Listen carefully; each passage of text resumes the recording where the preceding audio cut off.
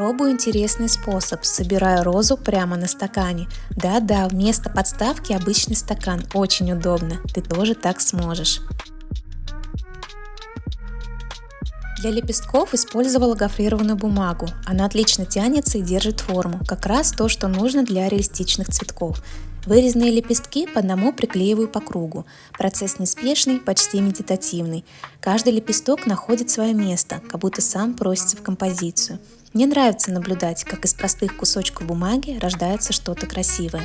Иногда такие моменты – самое лучшее время для отдыха и мыслей. Этот способ я подсмотрела на просторах интернета и решила попробовать. Оказалось, что делать такую розу просто и удобно. Такие цветы классно делать вместе с детьми. Можно использовать их потом для декора открыток, коробочек или любых других поделок.